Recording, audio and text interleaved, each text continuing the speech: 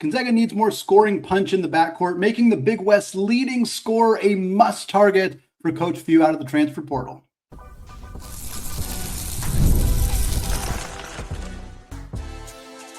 You are Locked On Zags, your daily podcast on the Gonzaga Bulldogs. Part of the Locked On Podcast Network, your team every day. What is going on, y'all? Welcome into the Locked On Zags podcast. I am your host and longtime Gonzaga podcaster, Andy Patton. Today's episode is brought to you by FanDuel. Right now, new customers can bet just $5 and you'll get $150 in bonus bets if your first bet wins. Just head to FanDuel.com to get started. Well, Cade Orness, the third Gonzaga walk-on in the last 3 years to transfer to a Division I school. We're going to talk about what that means for him, what it means for Gonzaga now that 5 of their 6 transfers have found new homes. But first, we're going to talk about a huge, literally, guard that Gonzaga must pursue out of the transfer portal. For those who missed this late last week, the news that Jack Kayil, the 20-year-old German guard, one of the best young players in all of Germany, has decided to stay in the NBA draft process. Now, technically, he has until June 13th to withdraw and potentially change his mind on if he wants to do that or not. But by announcing that he plans to stay in the draft, the expectation is that Gonzaga is going to basically move on. They cannot wait around and hope that he changes his mind, because if he doesn't, there's always the number of guards available right now that can be program changing or significant players is pretty slim, and a month from now it'll be even slimmer. So you can't wait around. You just can't afford to do that. You have to fill that spot. And so we looked on Friday, we talked about Rashid Jones, a transfer from Coastal Carolina. And today we're going to talk about another mid-major guard that I think really could fit a lot of what Gonzaga was hoping they'd get out of Jack Kayil, and can provide some other stuff as well. And that is Hamad Mousa. Hamad Mousa is a 6'8" guard/wing. He's from Doha, Qatar. He is the number 94th ranked player in the 2026 transfer portal class. Not currently available. I think he's fourth or fifth among the available players currently in the transfer portal. But he was 94th among just all the players, the over 2,000 players who entered the transfer portal. So a very highly regarded transfer, one of the top still remaining in the portal at this point. He played at the NBA Global Academy in Australia for high school. And then he played very briefly in the Qatar Basketball League, the professional league there. Just 6 games for a club out there where he averaged 18 points and nearly 7 rebounds per game. And then he committed to Dayton, and he began his collegiate career at Dayton in the Atlantic 10 Conference, obviously one of the premier mid-major programs in all of college basketball. And he didn't do a whole lot at Dayton. And I think that this is part of the reason that maybe Mousa is still available, and part of the reason that there's a little bit of kind of trepidation around him is he's had one phenomenal college season and one season where he kind of barely made it off the bench. But again, he was a freshman. We've talked about this extensively on the show, that international players, they take time. It takes a year. It's pretty common for international players to take a year before they really kind of pop and develop. Obviously, all freshmen tend to have a learning curve, but it's even more significant for international freshmen. And for Mousa, I mean, he played in 20 games for Dayton, so it's not like he was injured or significantly or anything. He just only played 7.5 minutes per game. He averaged 1.3 points, half a rebound, half an assist per game. He shot 6 of 10 on 2-pointers. He was just 1 of 13 from 3. So if you look on his basketball reference page and you see this horrendously ugly 3-point shooting as a freshman, sample size matters. 1 of 13. Obviously, it's not good, but it's also a very, very small sample size.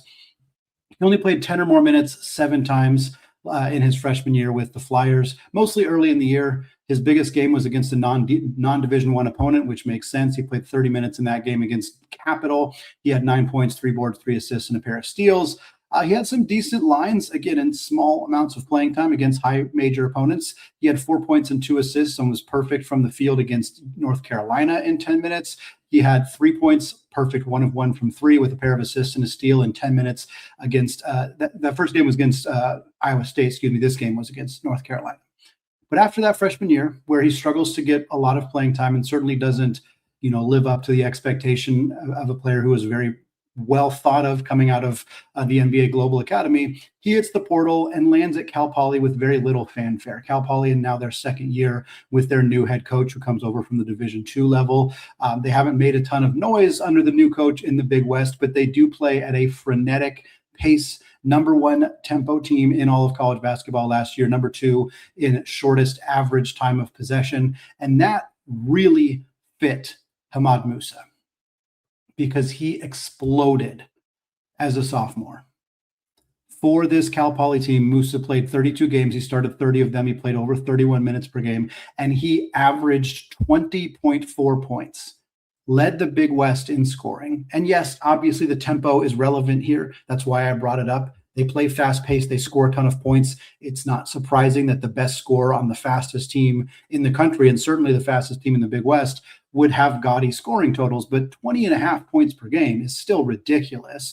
He also averaged over 6 rebounds, 2 assists, and a steal. And I think what's key here is that seeing a player who plays in that kind of tempo, and is, again, a fast-paced offense that's not particularly a good team, and they're leading scorer, you might expect, I bet the efficiency is not great. Like, sure, the average 20 points per game, but if you're shooting 37% or whatever, but that's not the case for Mousa. He was just a touch under 52% on 2-pointers, and that was on 6.5 attempts per game.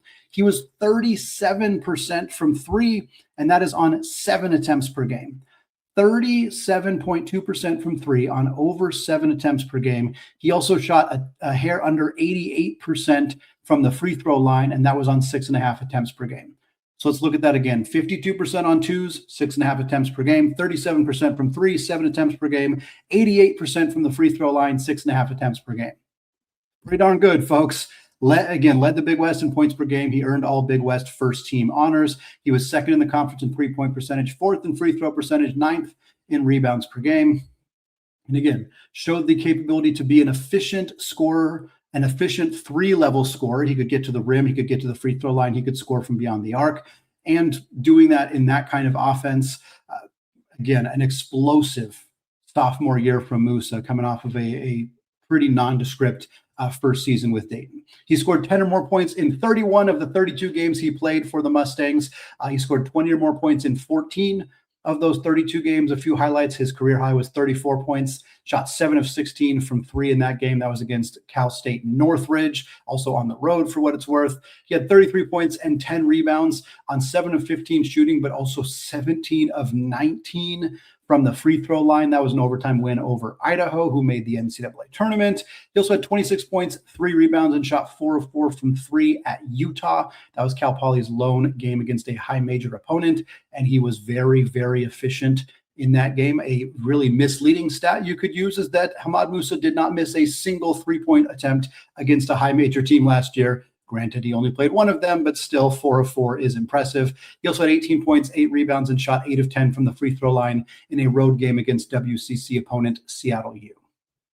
If you've been following along with these transfer portal target articles that we've been doing, one of the data points we like to pull is the Evan Miyakawa data, which shows their projected performance for the upcoming season and kind of gives it in percentiles of how effective they will be at certain categories.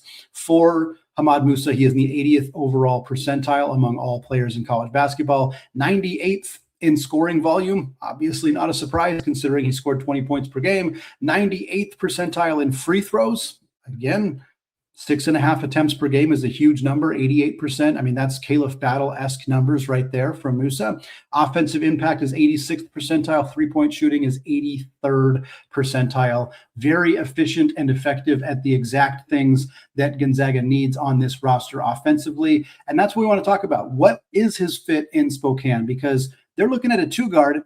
Mousa's 6'8". How does this work? Would it work with the lineup? We'll talk about that. Also, who else is interested in Hamad Mousa? Because Gonzaga is going to have a lot of competition if they get involved in the recruiting battle here. We'll talk about that in just a second. But first, folks, the NBA playoffs are here and every possession matters. If you're looking to get even closer to the action, FanDuel has a great offer to get you started. Right now, new customers can bet $5 and you'll get $150 in bonus bets if your first bet wins. That's right. Turn $5 into $150 in bonus bets just for getting started. I love using the FanDuel app because everything I need is right there in one place. It's a super easy app to navigate. It makes playoff basketball even more engaging from the first round all the way to the NBA Finals. You can check the stats, the trends, the matchups before you make your picks, which makes the whole experience feel a lot more informed and frankly more exciting.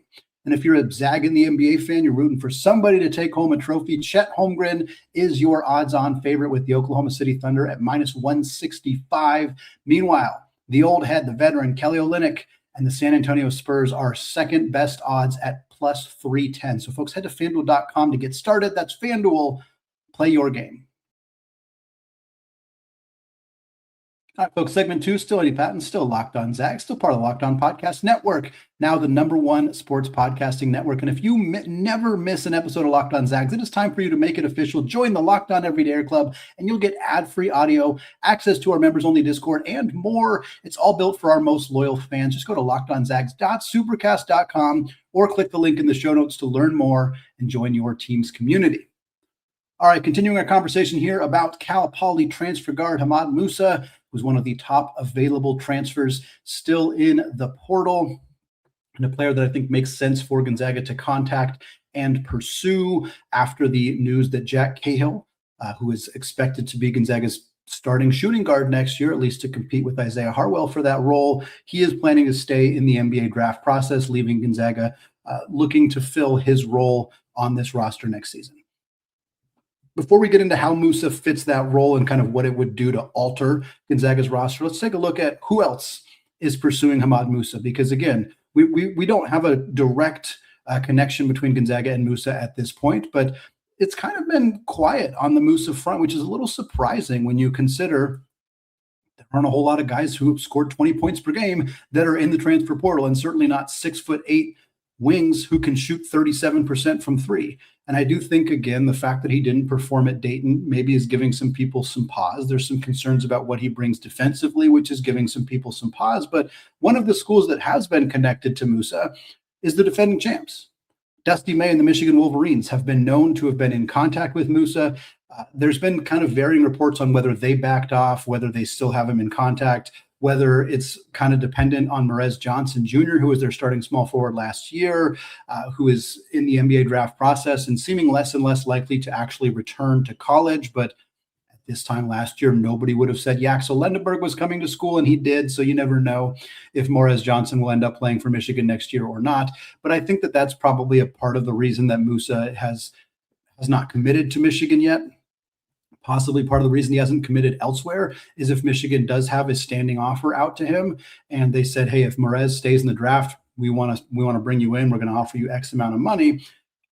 There aren't a lot of programs that I as a player would be comfortable just waiting for, because if Morez, if this is what's happening truly and Morez Johnson does withdraw from the draft and then Michigan says, hey, we're no longer interested, Mousa will have cost himself a lot of opportunities to sign elsewhere. And that is a risky thing to do. But Michigan is the kind of place that might be willing to do that, because you get to immediately play a big role for a coach who is phenomenal at developing transfer portal talent and who just won the darn national championship last year. And I would imagine that the financial offer to Hamad Mousa is probably significant for Michigan. Again, don't know if that's the story that's happening here. It could be that Michigan was interested and is now no longer interested, and we just have not heard any other teams that might be interested. But certainly they're a name to keep an eye on here. I have to imagine Kentucky and LSU are in the mix here. And as long as we continue to talk about some of the higher profile players in the transfer portal, those are two schools that are going to come up, because Kentucky has swung and missed on multiple targets.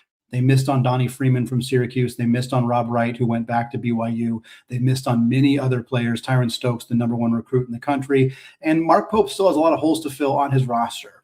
He loves bigger guards. He loves three-point shooting. And so Mousa, I think, fits a ton of what Kentucky wants to do offensively. And they have money to burn after not being able to spend it on the players that they wanted to spend it on. Meanwhile, LSU, like last week, had just one player on the roster. They've added a couple of international guys, a couple of transfers. I think they're at 5 or 6 now.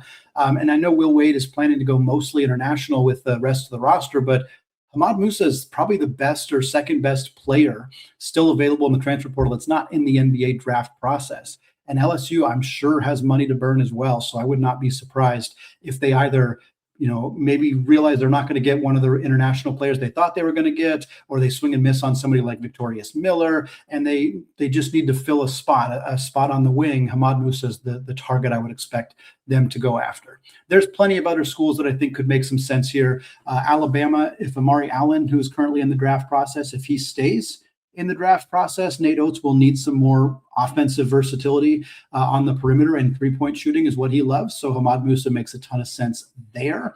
Arkansas, potentially, if they lose both Malik Thomas and Billy Richmond, who are both in the draft process. If they lose one of them, I think they'll maybe be okay. But if they lose both of them, I think they might start looking for more wings. And again, Mousa is going to be on the top of anybody's list who suddenly finds out they need a wing, which is why we're talking about him for Gonzaga, because they are in that position. I think some other Pac-12 schools make sense. San Diego State is pretty desperate to fill out their roster, and you might be able to convince him to stay in California. Utah State is also still working on filling out their roster at this point after bringing in a new head coach in Ben Jacobson. They're a high resource school at the mid-major level. Maybe they could make a push here. And I wouldn't count out Herb Sendek and Santa Clara. They have had a lot of success, obviously made the tournament last year. They should have some money to spend after not bringing in a ton of talent and losing some really key pieces like, of course, Alan Graves and Buki Aboye and others as well. And I think Mousa would fit that system and what Sendek likes to do a lot. So that's another school that I would keep an eye on here. Most of those are just speculative, but certainly make some sense based on who Mousa is as a player. And if he wants to stay again in California, that's where Santa Clara makes some sense as well. Let's talk again about the fit here, because Gonzaga is losing a 6'5" combo guard in Jack Kayil, the player expected to be Gonzaga's starting shooting guard and backup point guard. Hamad Mousa does not fully replace that.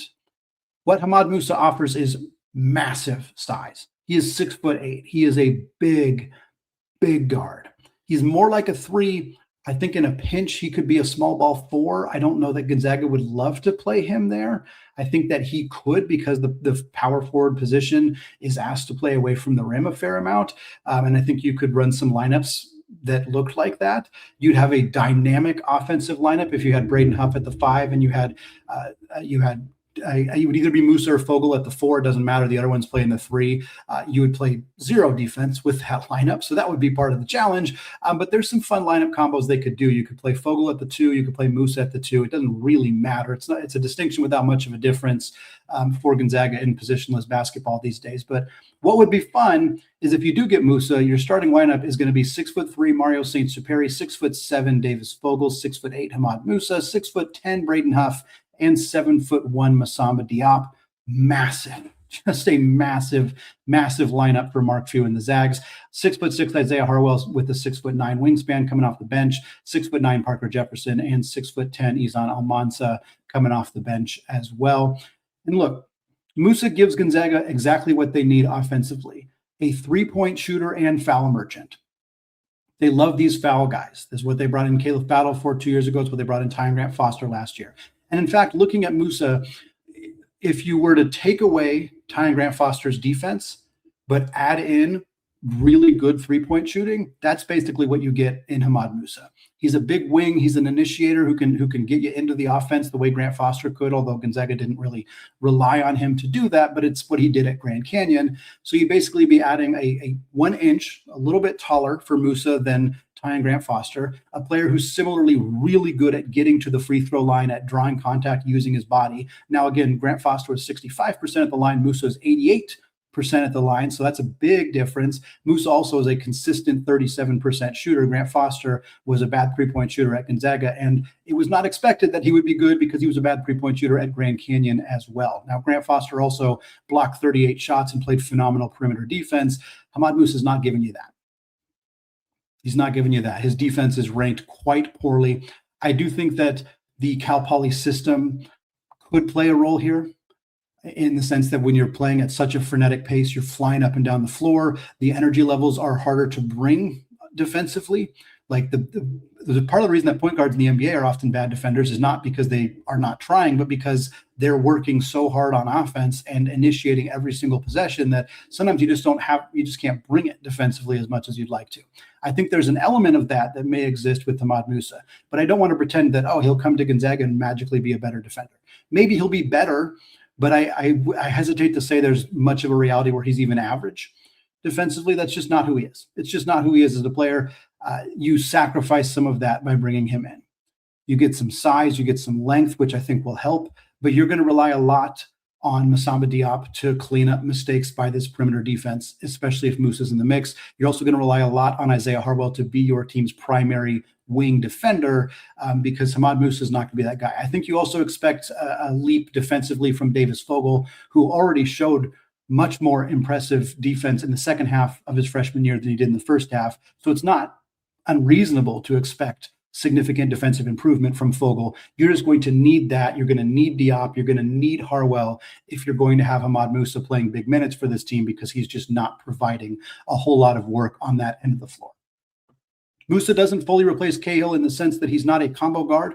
He had the ball in his hands a lot, but again, it was more of a Grant Foster situation, and Mark Few and Gonzaga didn't really want to put the ball in Grant Foster's hand as a point guard, and I don't think they would want to do that with Hamad Mousa. So I think that this would be a situation where they would go out and get another guard who is more of a point guard, whether that's an Ethan Copeland, who's a great three-point shooter, but also was more of an initiator, actual point guard type, whether that's Rashid Jones, who we talked about on Friday's show, who's a bit more of a point guard, although still more of a 2 than a 1, whether that's somebody like Mihailo Petrovic from Illinois or Wei Lin from Oregon.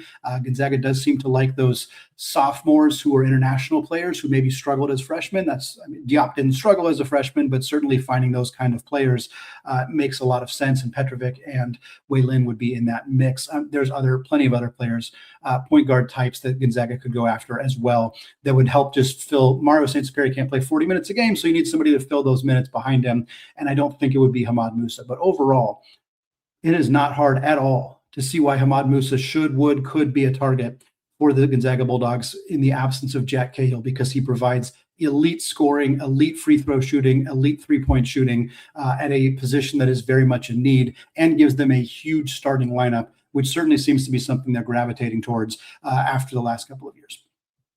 All right, folks, the first player to enter the transfer portal from Gonzaga became the 5th of those players to commit. Walk-on Cade Orness is heading across the country. We're going to talk more about that to close out the show coming up in just a second.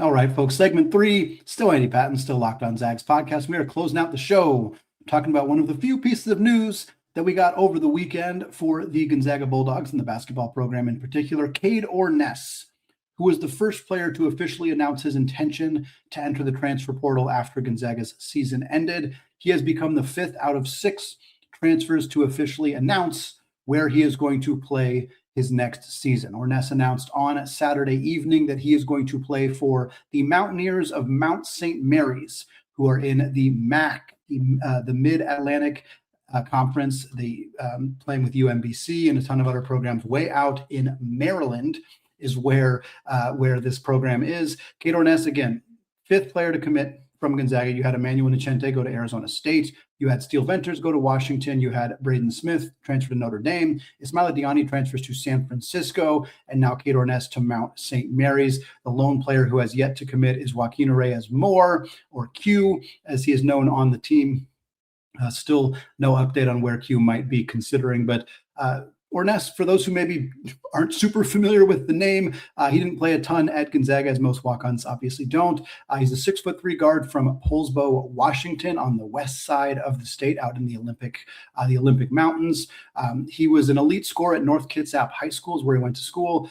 He led North Kitsap to a couple wins in the 2A state playoffs, including a win over Anacortes, who then had a player named Davis Fogle on their roster. And in that game, Cade Orness had 24 points to lead Kitsap to a win over Anacortes, who Fogle had 33 of the 54 points for Anacortes in that game. Not hard to see why Fogle ended up going down to Compass Prep in Arizona to finish out his high school career. But Cade Orness, one of the most prolific scorers in 2A state, Washington State basketball history, an excellent player, like not your typical walk-on in the sense that he really was an elite player in high school and has good positional size at 6'3" for a guard. He lands at Gonzaga in the 24-25 season, and like most walk-ons, he redshirts. Don't see him on the floor at all for the entirety of the 24-25 season. And then this last season, he does finally get to opportunity to play for Gonzaga. He made his debut in Gonzaga's first game of the season, which was November 3rd, that 55-point win over Texas Southern at home. He played 3 minutes in that game, ended up appearing in 7 more games, so 8 total games in his Gonzaga career, played 21 total minutes, scored 3 points on 1 of 2 shooting. He did go 1 of 5 from the free throw line. He also had a rebound, an assist, and a steal. He scored his lone bucket against Southern Utah. That was Gonzaga's 72-point win in November. He also had a steal in that game, 1 of 18 that Gonzaga recorded a program record against that Southern Utah team. He made his free throw against North Florida in early December. He had a rebound against Pepperdine. He had his assist against Portland in the final home game of the season for Gonzaga. A fun player. Always fun to see these walk-ons, again, not your typical walk-on in some ways. I'm sure contributed heavily to Gonzaga's work in practices and all the things that walk-ons are expected to do is be on the scout team and do all that stuff.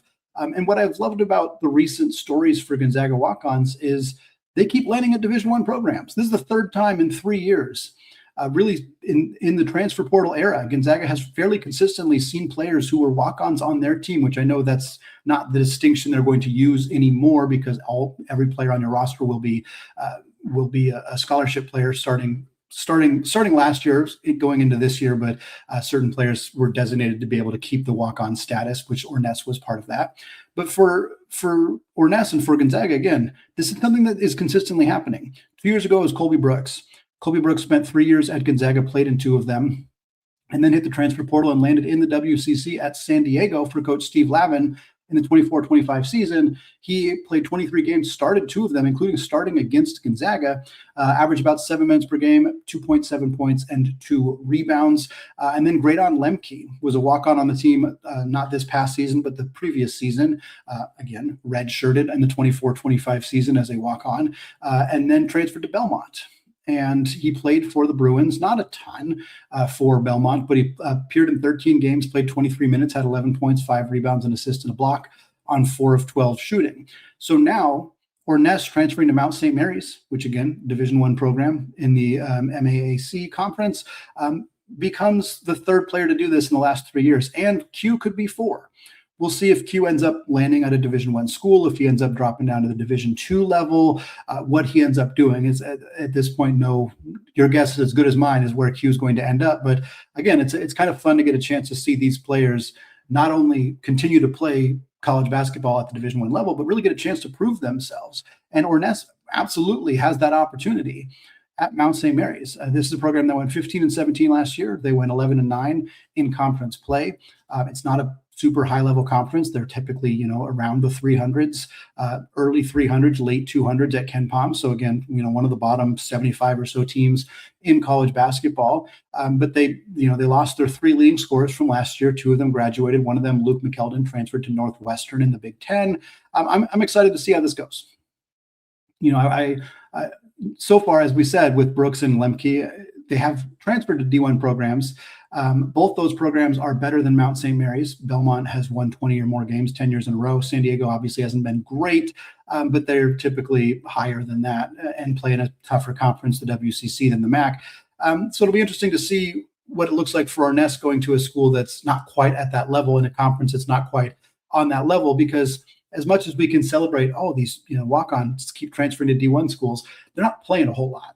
Like Lemke played 23 total minutes. Granted, Belmont's, again, a good program. And Brooks played 7 minutes per game for a pretty weak San Diego program. So I'll be interested to see if Orness can carve out a bigger role at Mount St. Mary's than either of those guys did, and what that might look like for him. Just going to be fun. I also, as you guys know, I'm a junkie for college basketball as much as I can be. So most people would probably not think about Cade Orness again. I'm going to try to tune in to some Mount St. Mary's basketball at some point next season to see, at the very least, check the box scores and see how he's doing, because it's fun to see how these guys end up at their next stops. And now we're going to have a lot of guys who are at different stops next year, certainly. And Orness will be one that I'll be keeping an eye on as well. Of course, keep you up to date when and if we find out what is going on with Joaquin Reyes-Moore, the 6th Gonzaga transfer. He would be the last one to make his commitment public.